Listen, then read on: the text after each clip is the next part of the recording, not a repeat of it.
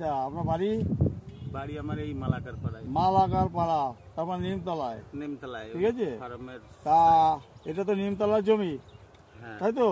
এখানে তো আমরা যেটা দেখছি আপনার যে পুঁই শাক চাষ হয়েছে, হ্যাঁ, পুঁই শাকের মধ্যে আবার সে শসা হয়েছে, তাই তো? আরো বলছেন আপনি এখানে কাটোয়ার ডাটাও বুনেছেন। তা পুঁই শাকটা তো বেশটা কিছুটা হয়েছে, মনে হয় একটু সার ফারও কিছু দিয়েছেন?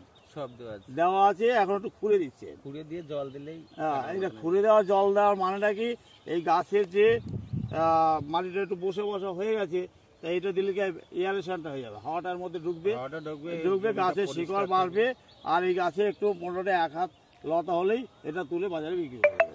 তাহলে এই যে শশা গাছটা তখন জায়গা পেয়ে যাবে, জায়গা পেলে রিং করে তখন সার, হ্যাঁ, রিং করে সার দেবেন, তখন শশা গাছটা উঠে গেল। এর মধ্যে আবার কাটোয়া ডাটা দিয়েছেন, এই যে দুটো গাছে, এই যে এইখানে কাটোয়া ডাটাটা এই কারণে দিয়েছি, মানে আমাদের সামনে কালবৈশাখী ঝড় আসছে, শসা গাছটা যদি ঝড় বাতাসে আপনার নষ্ট হয়ে যায়, না ঝড় বাতাসে যদি জড়ো করে ফেলে হয়, তাহলে শসা গাছের কোনো দাম নেই। এই জন্য দুটো একটা যদি ডাটা থাকে, তাহলে সে কন্ট্রোল করবে যে মানে গাছটাকে। আচ্ছা আচ্ছা আচ্ছা, মানে এই যে শসা গাছটা লাগিয়েছেন, কাটোয়ার ডাটাটা যদি থাকে সেটা তো লম্বা হবে, সেটা ঝড়ে পড়বে না, ওর উপর হাওয়াটা বয়ে যাবে, গাছটা মাটিতেই থাকবে, গাছটা জড়ো হবে না, গাছটা হয় জড়ো করবে না, মানে আমার ওই ডাটাটা যেহেতু দাঁড়িয়ে থাকবে। এটা আমার আর কি, ওটা আপনার এই চাষবাস করে একটা অভিজ্ঞতা, আমার অভিজ্ঞতা। বাহ বাহ বাহ, খুব সুন্দর একটা জিনিস। মানে এই যে এখানে তো আপনার 10 দিনের মধ্যে আপনার পুঁই শাকটা উঠে গেল, তার মধ্যে কাটোয়ার ডাটাটা হলো এইখানে। এবার কাটোয়ার ডাটাটা আপনি অনেক ঘন করে হবে, কিছুটা তুলে এই জায়গাটায় ছিল আমার মেন হচ্ছে গাজর। আচ্ছা আচ্ছা, গাজর ছিল, তো গাজরটা ভালো পয়সা হয়েছে, 17-18 টাকা 16 টাকা বিক্রি হয়েছে। আবার গরুর ধান পাতাটা খাবার, আচ্ছা আচ্ছা, পাতাটা খাবার, তারপরে এই তো খুঁড়িয়ে মুড়ে গোবরে সার মার দিয়ে ইয়েটা পুঁই শাকটাও তো ভালো আছে। পুঁই শাকটা আরো ভালো হতো যদি আমি পেঁয়াজ আলু তোলার জন্য একটু দেরি হয়ে গেছে, এতক্ষণ তোলার সময় হয়ে যেত, ঠিক। এখন এটা একটু সার ফার দিয়েছেন, কুপি দিচ্ছেন, একটু জল দিলে গাছটা এইটা এই যে ডগাটা অন্তত 1 হাত হলেই। এর আজকেই আমি সকালেই ওষুধ স্প্রে করেছি, হ্যাঁ, আবার মানে 5 রকমের ওষুধ। এই তো যে একটা রোগ আছে, এই যে দেখছেন তো পাতাগুলো যে টিপ টিপ দাগ, এই টিপ দাগটা যে হয়ে গেছে না, এখন যে ওষুধটা স্প্রে করলাম, এখন আর ওই যা হয়ে গেছে আর হবে না, আর নতুন করে হবে না। কি ওষুধ দিলেন? আমি দিলাম হচ্ছে আপনার কার্বনডাজিম ম্যাঙ্গোজেব মিশ্রণ। না আমি দিয়েছি হচ্ছে আপনার সার্ফ নাই, দামি ওষুধই দিয়েছি আপনার ওই আর রেজিমেন্ট গোল দিয়েছি। ও আচ্ছা আচ্ছা আচ্ছা, রেজিমেন্ট গোলটা দিলে পরে পাতাটা হাঁটিয়ে আছে, কপি কোনা যাবে। হ্যাঁ, আর হচ্ছে আপনার দিয়েছি বোমটেড। বোমটেডটা হচ্ছে আপনার এই সাদা মাছিটা যাবে না, মাকড় ফাকড় এইসবের। আচ্ছা আচ্ছা আচ্ছা, আর গাছটাকে অত্যাধিক গ্লেজ করবে। আচ্ছা, এইখানে আপনি তো যদি একটু ফুল দিতেন, নিম ফুল নয়, নিম ফুলের ওটা টিপ টিপ দাগ হবে, যদি বাদাম ফুল দিতেন এই পাতারও পুরো হয়ে যেত। বাদাম ফুল দিয়েছেন কোনোদিন? বাদাম ফুল দেয়নি, বাদাম ফুল আমি দিয়েছি এই ইয়েতে, এই আপনার ওই বেগুনের চাষে দেই। না, এটা যেহেতু লিফি, এই যে পাতা, এই যে পাতাটা আছে, এটা আরো বেশি পুরো হতো এবং গ্লেজ হতো। যদি আপনি বাদাম ফুল, সর্ষে ফুল আর বাদাম ফুলের মধ্যে পার্থক্যটা কি? সর্ষের ফুলে ওইটা অতটা গ্লেজ আসবে না, আর পাতায় টিপ টিপ হওয়ার দাগের চান্স আছে। আর বাদাম ফুল থাকলে এই যে পাতাটা আপনার আছে, কারণ এটা যেহেতু লিফি ভেজিটেবল, পাতাটাই তো মেন। এখন এটা আজকে সকালে দেওয়া যেত, আবার একটা ওষুধ আছে ধরেন বক্সার, তারপরে সে তো লাদা পোকাটাও মারা যায়।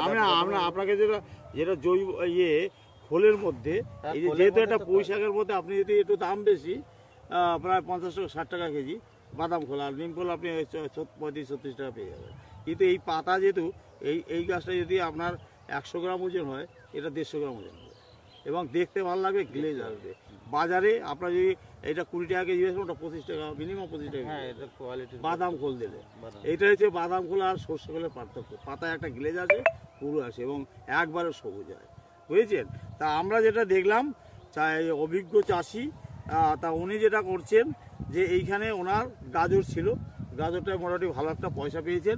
এই তো টমেটো আছে, টমেটো না, আমি যেটা বলছি, তা উনি হচ্ছে এই পুঁই শাকটা এখন একটু মাটি সার পার দিয়েছেন, দিয়ে এটা একটু মাটি কুপিয়ে 1-2 দিন রোদ খাবে, রোদ খাওয়ার পর উনি জলটা দিলে এই পুঁই শাকটা এই 1 সপ্তাহের মধ্যে বড় হয়ে যাবে, দিয়ে ওটা উনি বাজারে বিক্রি করে দেবেন। আর এইখানে ওই 1 সপ্তাহ পরে যখন জো আসবে, তখন এইটা রিং করে উনি অন্যান্য জৈব সার এইসব দিয়ে এই শশা গাছটা তুলে দেবে। আর এইখানে ডাটা হবে যদি ঘন করে হয়, ওখানে কিছু তুলে বাজারে বিক্রি করে দেবে, আর কিছু হালকা করে রাখবে, সেগুলো অনেক বড় হবে। বড় হলে এই যে শশা গাছগুলো আছে ওই কাটোয়ার ডাটা ধরে উপরে উঠবে। এবার কোনো কারণে ঝড় বৃষ্টি, এই তো এখন তো আপনার ফাল্গুন মাস শেষের পথে, চৈত্র মাস আসছে, কালবৈশাখীটা আমাদের আসে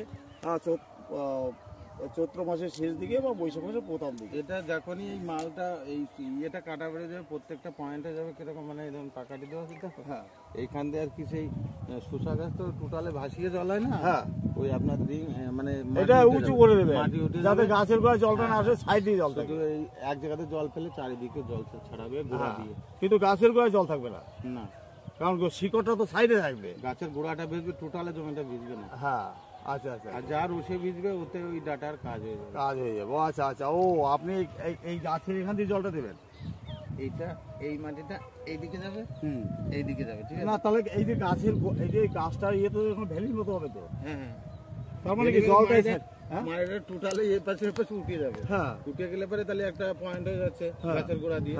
তাহলে এরকম করে চারি বাউন্ডারি পয়েন্ট করলে, আর এই জায়গাটা যেরকম ঢালগঞ্জ এখানে একটা বাঁধ পড়ে গেলে আপনার এক জায়গাতে চাষ করলে ওই যেরকম আলুর জল ছাড়ায় না, আলুর জল ছাড়া মতন সব জায়গায় হয়ে যাবে। সব জায়গায় হয়ে যাবে, কিন্তু আপনার শশা গাছের গোড়াটা তো একটু উঁচু হলো। হ্যাঁ, গোড়াটা তো উঁচু হলো, এবার দুটো শশা গাছের মাঝখানে যে জায়গাটা সমান হলো, ওইখানে কাটোয়া ডাটা হবে না। কাটোয়া ডাটা তো ওই মিডিলেই হবে। মিডল বলতে ড্রেনটাই তো আমি মাটি তুললে কাটোয়া চারাটা মরে যাচ্ছে। হ্যাঁ, আপনার ইয়েটা হবে, আপনার কাটোয়া ডাটা এই পয়েন্ট দিয়ে যে কটা থাকবে এতেই কাজ হবে। ওই মাটি তোলা তো মাটিটা তুললে তো চারাটা কাটোয়া ডাটাটা নষ্ট হয়ে যাচ্ছে। তা মাটি কখন তুলবেন? মাটিটা ইয়েটা পুঁই শাকটা তুলে, পুঁই শাকটা তুলে ওটা মাটিটা তুললেন, তারপর কাটোয়াটা বুনবেন। কাটোয়া ডাটা বোনা আছে অলরেডি। না, কাটোয়াটা বুনলে তাহলে আপনি যদি মাটি তোলেন তাহলে কাটোয়াটা থাকবে কোথায়? থাকবে বলতে টোটাল সব জায়গায় মাটি উঠবে না তো। ও আচ্ছা, এই যে জায়গায় জায়গায় তুলবে। জায়গা বলতে পয়েন্ট যে লাগানো আছে লাইন করে তো দড়ি নিয়ে, সেই লাইন মতন করা হবে। এবারটা কাটোয়া ডাটাটা কিরকম থাকবে, মানে দেখা যাচ্ছে এই যে দুটো সারির মাঝে থাকবে।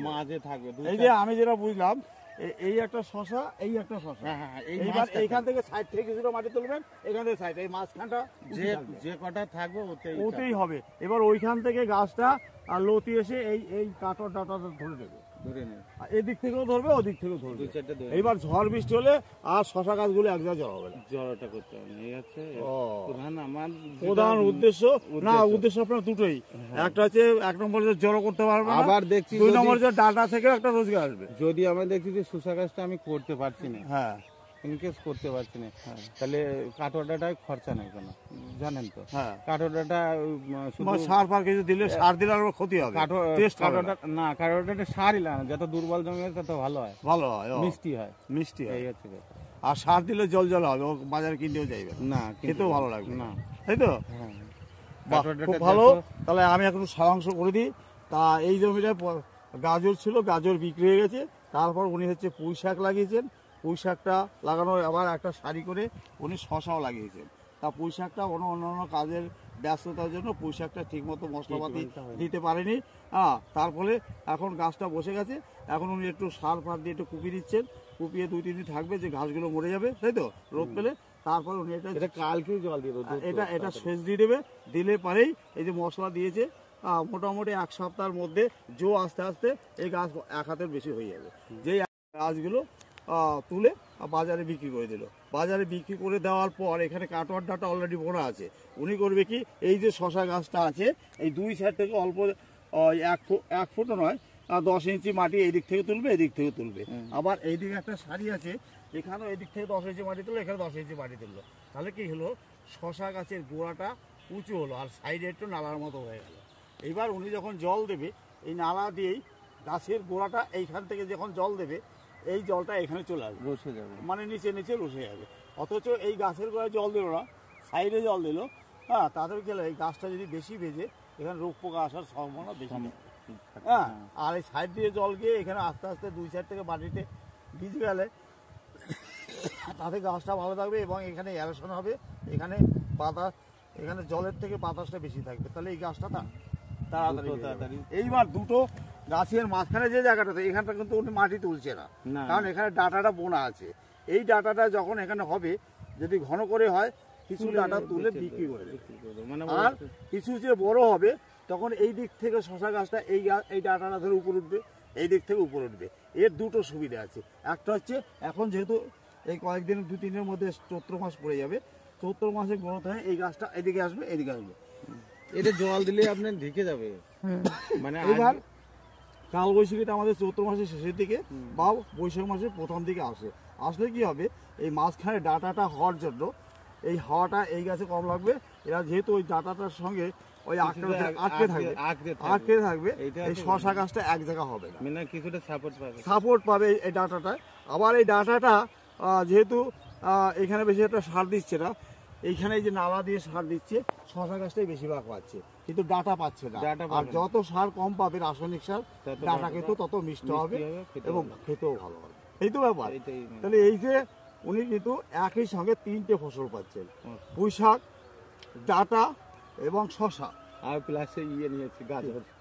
গাজর তো সে আগে নিয়েছে, এখন তো আপনার 3টে ফসল আছে। 3টে ফসল আছে, আমি আর এখন যেটা আছে 3টে আছে, 3টের মধ্যে দেখা যাচ্ছে আমি শিওর তো 1 সপ্তাহের মধ্যে ইয়েটা পুইটা হয়ে গেল, যাচ্ছে। এবারে দুটো থাকলো, সেটা দুটো থাকলো শশা ডাটা, কাটোয়ার ডাটা। আর কাটোয়ার ডাটা সার ফার খুব একটা লাগবে না, ও সার দিলে আর বরং ক্ষতি। খুব ক্ষুদ্রভাবে দেখা যায়, এইবারে জল পেলে দেখা যাবে, মানে 2-4টে আছে আমি দেখতে পাচ্ছি। আচ্ছা আচ্ছা, না ওটা ভালো হয়, আমি বাড়িতেও করি।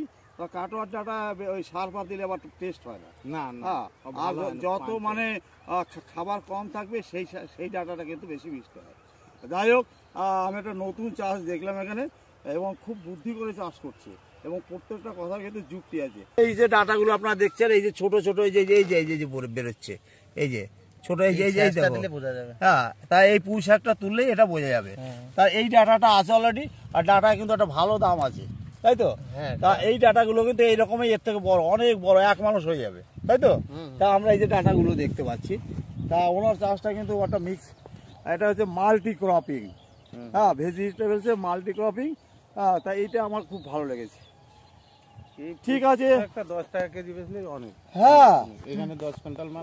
এই যে একটা শাক, এটাই আপনার 1 কেজি করে। এই যে আর এই পুঁই শাক কখনো জমিতে শেষ হয় না, কারণ এইগুলো কাটবেন আবার হবে, এই মিলটা কেটে দিলে না আবার ছেড়ে যাবে, একটা গাছে প্রায় 1 কেজি হয়ে যাবে। কিন্তু ওইটা রাখতে গেলে ওনার আবার এইটা হবে। আর এই যে হালকা আছে না, এইটা আপনি পা দেওয়ার জায়গা পাবেন না, যখন একটা জল দেওয়া হবে এত বড় হয়ে যাবে। জল দিলে এখন তো অলরেডি ওর শিকড় ডেভেলপমেন্ট হয়ে গেছে, এখন শুধু লতাটাই বেরোবে। এর শুধু জলের অভাবে জলটা দিলে না, জলটা এই যে আপনি ওকে একটু শক করে দিলেন, এটা একটা ভালো শিকড়ের মধ্যে ডেভেলপমেন্ট করে। এবার জল যেই দেবেন একবার দৌড়তে শুরু করে, একটা পিট খেয়ে গেলে পরে একটু ওকে দাঁড়াতে হয়। দাঁড়াও বাবা, আগে ওই দাঁড়ানোর সময় কি করে ওরা শিকড়টাকে ইমপ্রুভ করে, তারপর যখন বোনার পর আমি একটা শেষ লাগি, তারপর ওই একটা শখ ফেলে যেই খাদ্য খাবার দেবেন ও আপনি বাড়তে সব মেরে উঠে পড়বে। ঠিক আছে, চলো। আমি ফার্মে ওই অফিসে বসেন তো, আমি মডেল ফার্ম, এখানে আপনি চলে আসবেন। ঠিক আছে, ওকে, নমস্কার।